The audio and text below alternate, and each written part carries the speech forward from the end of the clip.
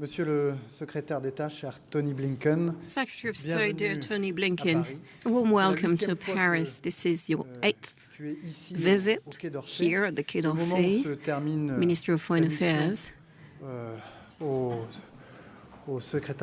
As your mandate as Secretary of State come to an end, and like I said on the occasion of the meeting we just had, I'd like to tell you that you embodied the face of America the way we like it. America, at the service of which young Lafayette at the time decided to provide all of his support when he joined at the age of 19 a vessel on his way to victory. The America that we celebrated as well in June to commemorate D-Day in Normandy. America, which thanks to its views and values and attachment to freedom, contributed to building on the ashes of the Second World War an international order based on the law. And I'd like to say that during this, all of this mandate that was yours, you've done a lot. You contributed a great deal to solving many international crises, and I'd like to commend your action in the Middle East in particular.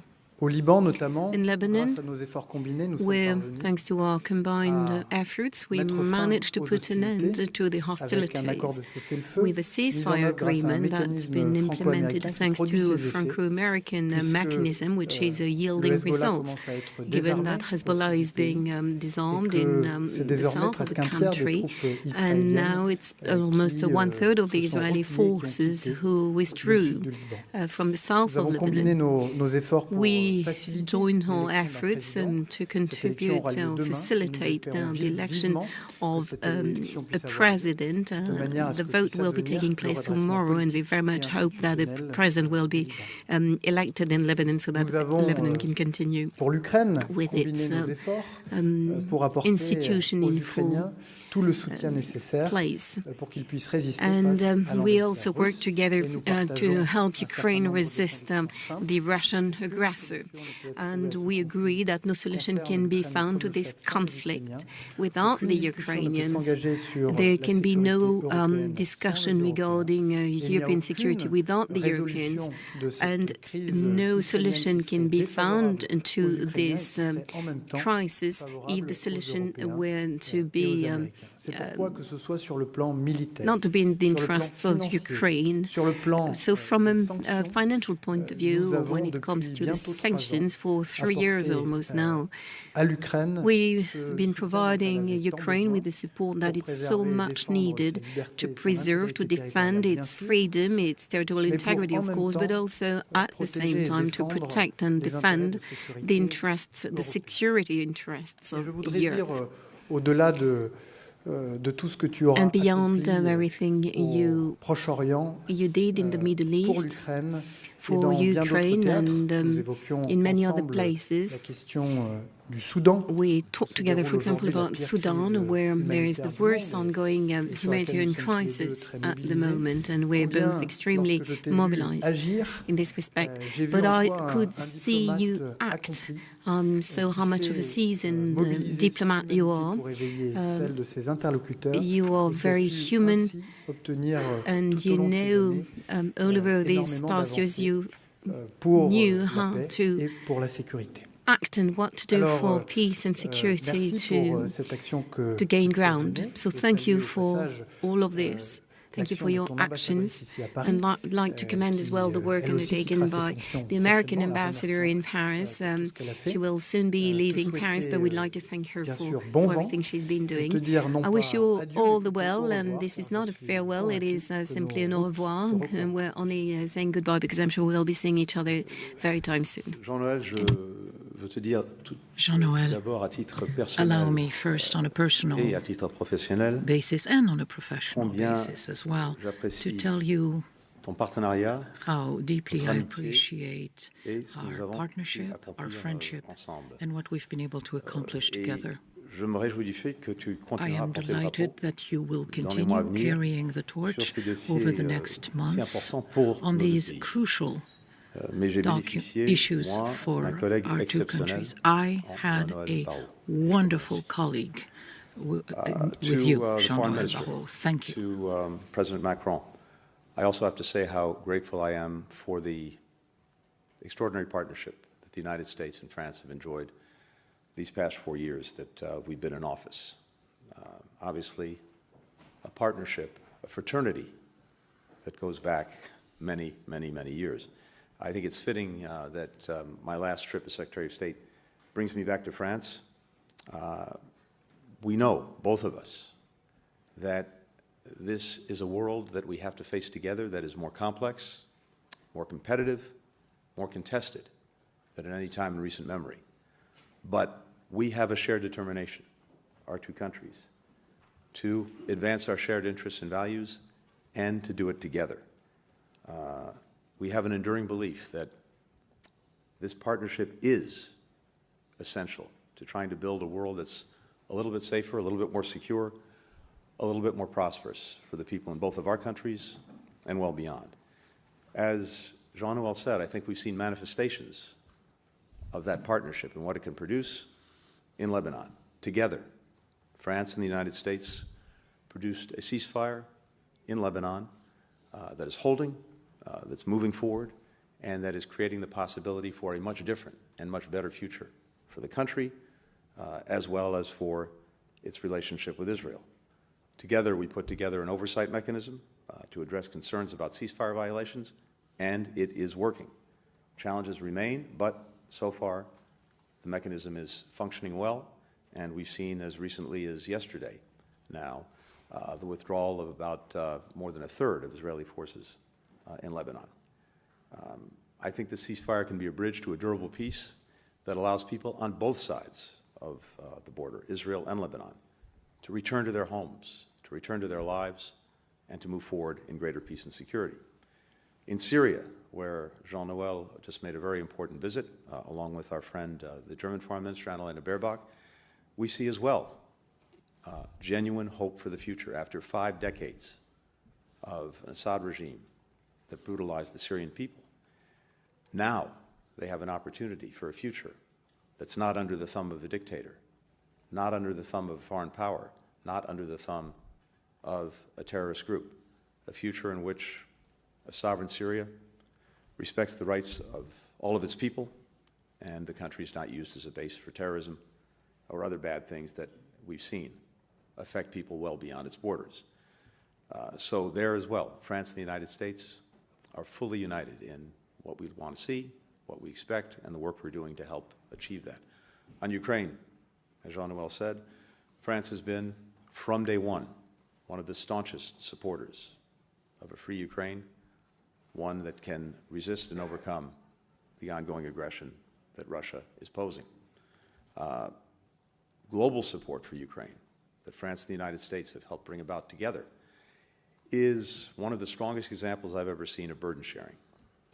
And we see that in particular in France's leadership, from training more than 15,000 Ukrainian soldiers to signing a bilateral security agreement with Ukraine earlier this year, to French firms boosting production to strengthen our transatlantic defense industrial base.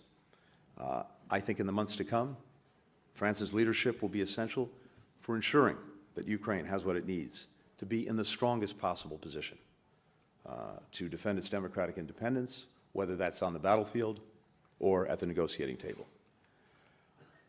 One of the things the Foreign Minister and I discussed is the fact that Ukraine is maybe the best example of a proposition that security in Europe is intertwined with security all around the world. If you look at what's happening in Ukraine right now, what is allowing the Russian aggression to continue? Support from North Korea with artillery, with ammunition, and with troops, and everything that China is doing to support Russia's defense industrial base. The machine tools, the microelectronics, all flowing in to Russia from China, from Hong Kong, that are allowing Russia to keep manufacturing weapons, munitions, and other things essential for its ongoing aggression. So that's just a demonstration of, increasingly, the indivisibility of security.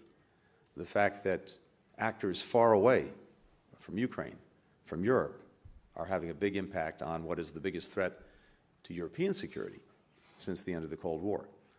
In response, our two countries have worked to deepen Euro-Atlantic and Atlantic-Pacific convergence, notably on the threat posed by the PRC to our shared security and to our shared values. We welcome France's expanded engagement with Indo-Pacific partners and hope it will continue, including by strengthening, for example, freedom of navigation in the region. We've also worked to forge together a common vision for the global economy, one that is governed by rules of the road. We've invested in our collective productive capacity. We've stood up against Chinese overcapacity and unfair trade practices. We've diversified our supply chains to reduce reliance on Beijing.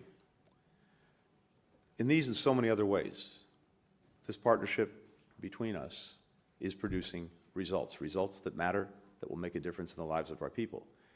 And I'm convinced that in the years to come, our countries will continue to work together and to lead together on the world stage, not out of convenience, not out of charity, but because the challenges we face demand our engagement, demand our partnership, demand our cooperation. We'll confront a changing world as we always have, guided by shared commitment to bring greater freedom, greater opportunity, greater security to the people that we're entrusted to represent.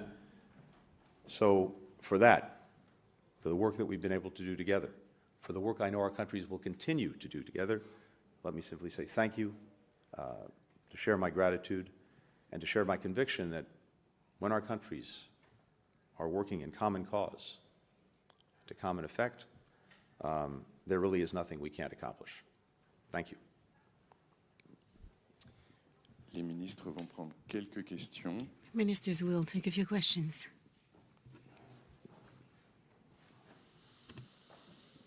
Thank you. Michael Birnbaum from the Washington Post. Secretary Blinken, I wanted to, we've been on this trip with you. We first went to South Korea, where the former ally, President Yoon, is holed up resisting arrest. We visited Tokyo, where leaders are rather annoyed about the decision on blocking the purchase of U.S. steel. We're here in Paris, where, apologies, but the far right is on the rise. The government is a little chaotic. And we're going to Italy next, where the Prime Minister is close friends with Elon Musk. So I wanted to ask, you've talked about your legacy. You've said that you're handing over a set of alliances that's in better shape than when you inherited it. But looking at this pattern, what would you tell the United States people about the challenged relationships that you're facing? A quick question about Greenland. What did you tell Minister Barrot about Trump's interest in taking over European territory? How worried are you about a conflict between the United States and Europe on that front? And lastly, apologize, Elon Musk, what should U.S. allies make of his eagerness to support far-right leaders in Europe and around the world, given his closeness to President-elect Trump and his global business interests? And Minister Barrot, I just wanted to ask, what is France prepared to do to defend Greenland and Denmark if Trump continues to press forward in his attempt to take over Greenlandic territory? Thank you. Michael, thank you for covering the waterfront. Let me take these out of order. Greenland first. I think one of the basic propositions we brought to our work over the last 4 years is that we're stronger, we're more effective, we get better results when we're working closely with our allies, not saying or doing things that may alienate them. Having said that, it's the idea expressed about Greenland is obviously not a good one, but maybe more important, it's obviously one that's not going to happen. So we probably shouldn't waste a lot of time talking about it. On the question of where we are with all of our allies and partners, I'd say two things. First, as you've heard me say many times before, what President Biden entrusted me with doing from day one was to re-engage, re-energize, in some cases reimagine these alliances and partnerships, because he and we are convinced that to do what we need to do to advance the interests of the American people, to actually solve this incredible multiplicity, complexity, interconnectedness of challenges that we face, more than at any time in the 32 years I've been doing it, we're so much better off working with others than going it alone. And I think in ways that we've just talked about, we've demonstrated how much more we can get done when we're working closely with our allies and partners. Now, most of the countries that we're working closely with, our base is our democratic base. That doesn't mean that we're not working with countries that don't neatly fit our definition of what a democracy is. The challenges that we face demand that we work with any country that is interested in solving a problem. But we're always starting with our base of fellow democracies. And one of the hallmarks of a democracy, and we talked about this when we were in Korea, is that when we have challenges, when we have issues, including internally, what sets us apart is the fact that we engage them, we confront them, we deal with them directly, we'll deal with them openly, we deal with them transparently, we don't pretend they don't exist, we don't sweep them under the rug, and sometimes that's not particularly pleasant to look at. It can get ugly, it can be painful, but that's exactly what we do. We talked in Korea about the fact that the Koreans are dealing with their own challenge right now, pursuant to their constitution, pursuant to the rule of law, and doing it peacefully. And I fully expect that they will emerge stronger on the other side. With Japan, do we have a difference over a particular business deal? Yes, but seen in the context of the fact that we are each other's largest investors, one deal does not a relationship make. And on the contrary, the partnership, the alliance with Japan, is stronger than it's ever been, including economically. Here in Europe, I talked about this already. The work that we've done together with our core allies and partners in support of Ukraine has been nothing short of historic. And also the best example, as I said, of burden sharing that I've ever seen in my 32 years. So I could go down the list, but maybe what's most important is this. As we transition, as we work to hand off to the Trump administration, what I've been animated by these past couple of months is making sure we give them the strongest possible hand to play in dealing with all of these challenges. The world doesn't stop because we have a transition. There are so many things happening in real time that I want to make sure the administration that's coming in is fully prepared to engage from day one. And that's exactly what we're doing and what we've been doing. And it's why I'm continuing my work for these next however many days it is, right until noon on the 20th of January. And I believe in area after area, we're handing off, in some cases, things we haven't been able to complete, but that create real opportunities to move things forward in a better way. In the Middle East, we're very close to a ceasefire and hostage agreement. We've talked about this too in recent days. I hope that we can get it over the line in the time that we have left. But if we don't, then the plan that President Biden put forward for a ceasefire hostage deal will be handed over to the incoming administration.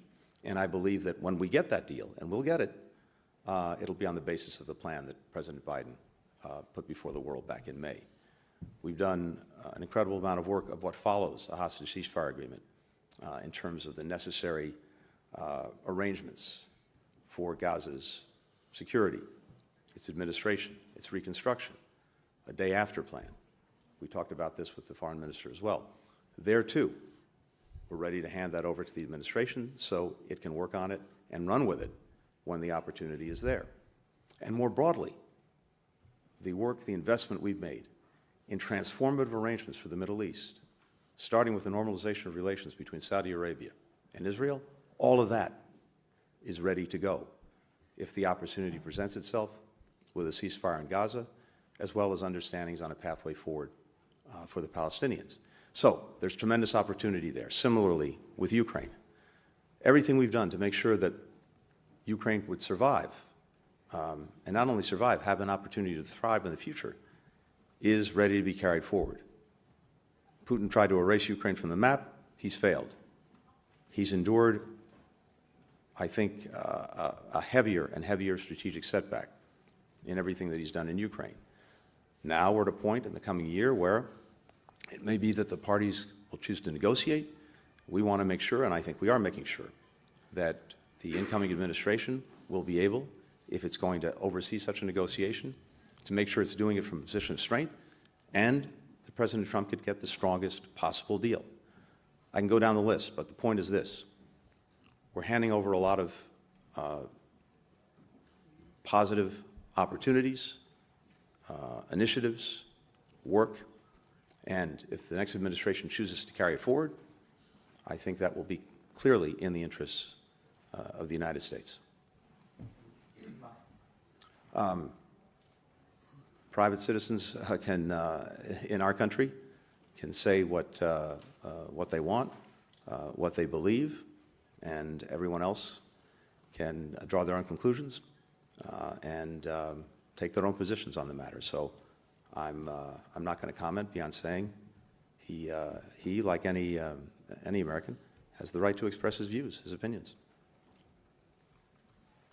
Quant à moi, d'abord, je voudrais vous démentir. As far as I'm concerned, first of all, let me tell you that the French government is working, no matter what you said. And regarding the French foreign policy, its line has been expressed once again very strongly by the President on Monday on the occasion of the meeting of the French ambassadors.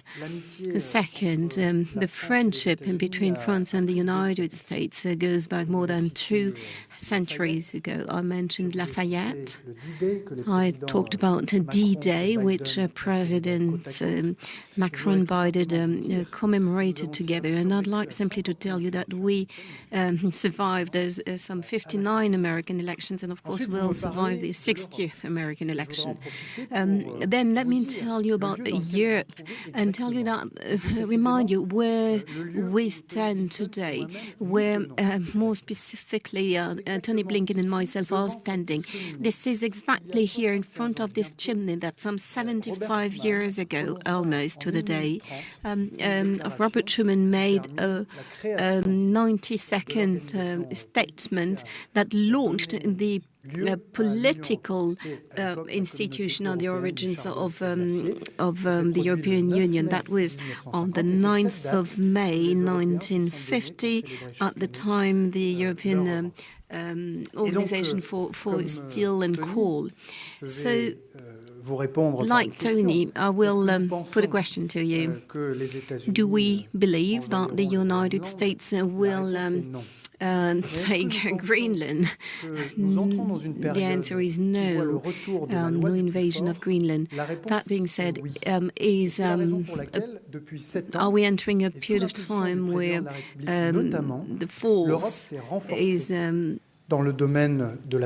present everywhere? The answer is yes. If you look at what Europe has been doing in terms of competitiveness, and in many respects, Europe has been strengthening up. We are expressing who we are. And like once again, President Macron said on Monday, Europe has to wake up and continue to do so. Good afternoon. A question from LCI to both of you. What do you make of these expansionist statements made by Donald Trump regarding Canada and Greenland? And could you, and second, what are the American guarantees to provide support to Ukraine beyond January? I can only repeat what I said a moment ago. Quite frankly, why are we dwelling on this question? It's not going to happen. So let's not waste time discussing it. As far as American U.S. support,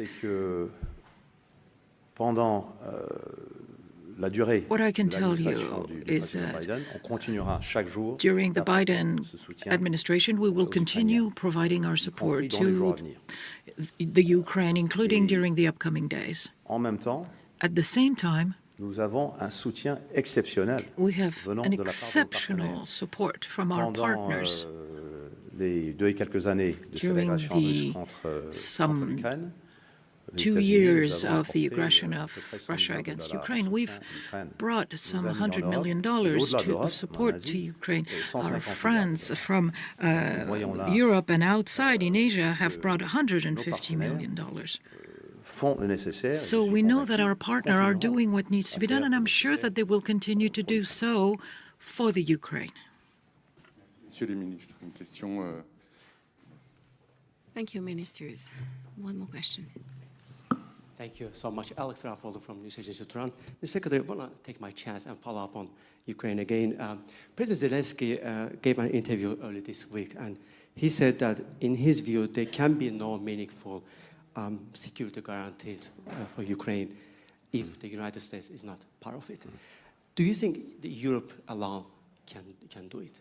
And Mr. Foreign Minister, same question but differently. Given the incoming administration's viewpoint, can you see any being there in a coalition of European countries that would be willing to provide guarantees to Ukraine, which will be enough for lasting peace? And or do you just think that willpower is not there? Is America still a key on this? If I may, very quickly follow up on concerns across the continent over Russian interference directly in the election processes in Europe. What can Europe do to better vaccinate, if you want, against that problem? And finally, Mr. Secretary, if I want goes to you on Georgia. President Macron this week backed the protesters in Tbilisi, and he said that new elections could be a way out of the current political crisis. And they've taken some measures, sanctions, but I want to give you a chance to expand on that. Is there anything that the Western allies can do to save Georgia's democracy? Thanks so much. Okay. Thank you. Happy to start. On Ukraine, as we've been very clear, what we've all been working to do is to make sure that as Ukraine engages this year, 2025, it can engage it from a position of strength, whether that means continuing the fight because Russia refuses to stop, or whether it means entering into negotiation to get at least to a ceasefire and maybe beyond. And as I mentioned a moment ago, we'll continue to the very last day of this administration to bring that support forward to Ukraine. I know that our partners will continue well beyond. If there's going to be a negotiation, if there's going to be a ceasefire because we brought it to that point, I think it's going to be critical. And I believe that the incoming administration will want to make sure that they negotiate the best possible deal. And the best possible deal has to be one that builds into it real deterrence against Russia repeating its aggression 6 months, a year, 2 years, you name it. Because here's what we know. Putin has not and will not give up on his imperial ambitions. And if there's a ceasefire, he'll want to try to use the time to rest, to refit, and eventually to reattack. That's why it's absolutely essential that part of this include an effective deterrent against any further aggression by Russia. Now, that can take different forms, including the form of having certain countries police any demarcation or any ceasefire line. And that's something I know that's been discussed and that we talked about today with the foreign minister. The next administration will have to decide, if it comes to that, what role, if any, the United States would play. But again, I believe that the incoming administration, if there's going to be a deal, will want the best possible deal, one that doesn't unravel when Russia sees an opening to reattack.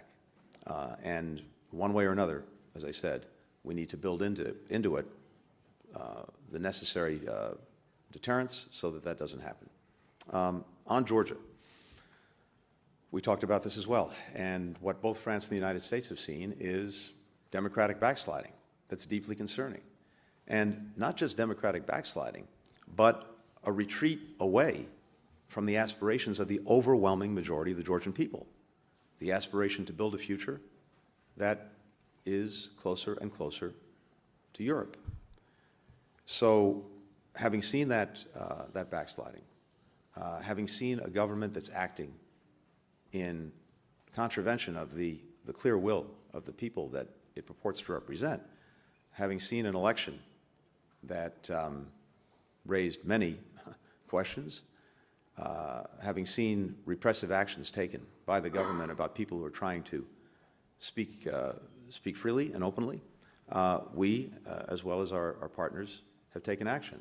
We sanctioned the leader of the Georgia Dream Party, Ivanishvili, as well as other members of the government. We suspended American assistance to the Georgian government, acting together with almost all of our partners in the OSCE, including France. We invoked the Vienna mechanism through the OSCE to also make clear that the steps that have been taken, including legislation that profoundly squeezes the space for freedom of expression and freedom of action by civil society, that has to change. So I think you see a clear unity of purpose when it comes to the United States, France, many other countries, faced with the very unfortunate actions of the government in Georgia. Vous m'avez interrogé sur l'Ukraine d'abord. You asked me about Ukraine first. And in this respect, I would like to underline what Antony Blinken said. If from day one we've been supporting Ukraine, if we said that we would support Ukraine as long as it takes and as much as it takes, it is, first of all, because it is a matter of the future of international law. If we were to accept Ukraine to capitulate, we would we would allow force to prevail. And it is a matter for security for the French people as well as for the Europeans. And in this respect, we should show no complacency, certainly not be naive when it comes to the imperialistic views of Vladimir Putin. And I quote the word used by Tony Blinken in this respect. Why? Because since February 2022, the threat posed by Vladimir Putin has changed. We've seen that Putin's Russia could launch a full-scale invasion, just as they did in Ukraine. It became more international as well. By exporting the conflict to Asia and by involving North Korea as well. And it became hybrid by getting into all fields of conflict and by attacking even members of the European Union. So like Tony Blinken said, against all of that, our priority is, of course, to support Ukraine and allow Ukraine to, whenever they decide, they choose to do so, to enter negotiations with a strong hand, but also make sure that there is no return of the war on the European continent. It means that on our behalf, on behalf of all of the Europeans, we need to step up our efforts in order to deter the threat from Russia, which is pushing towards the West. Now, disinformation, very quickly, and interference in electoral processes. Here again, Europe's been very clear. In 2022, at the time France was at the head of the European Union Council, we set some very clear rules to be applied to social networks. We applied the regulations on digital services. And I would like you to look at Articles 34, 35 and 36, according to which social networks have to do what it takes to make sure that their discussions on the networks do not represent any threat. They may have to pay fines up to 6% of their turnover. And it's for the European Commission to make sure that these new European regulations are applied. And I'm very much calling upon the Commission to be extremely firm in this respect and very clear. Should the European Commission fail to do so, it would have to turn back to the European members the possibility of acting in their own name. Mathieu Robichaud, Agence France Presse. Turkey is threatening the Kurdish fighters with a military operation. What can France do in this respect in order to protect them and contribute to stability in Syria? Next, Mr. Minister. Mr. Musk will be joining the American administration in a few days, less than 2 weeks. He referred to Germany and the United Kingdom. Is this appropriate? Well, one can always express their views, but when one is about to join an administration, comments have a specific weight.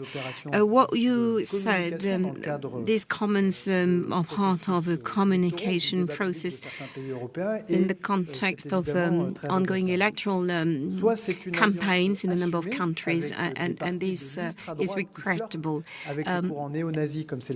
That also could be a reference to some sort of support to a number of far-right parties in Europe, including in Germany, and if so, one has to be extremely careful given what the long-standing positions of the American Republican Party have been regarding the far right. Now, France and the United States of America have been working hand in hand, in particular for 4 years now, to fight Islamic terrorism, including Daesh in Syria. And in this respect, in the presence of Tony Blinken, I would like to express France's condolences to the victims of the terror attack that took place in New Orleans. The Kurds in Syria, for both the United States and France, have been some reliable and resolute allies in the fight against Islamic terrorism. With the fall of the criminal and barbaric regime of Assad, there is no hope for Syria, some fragile hope, but genuine hope.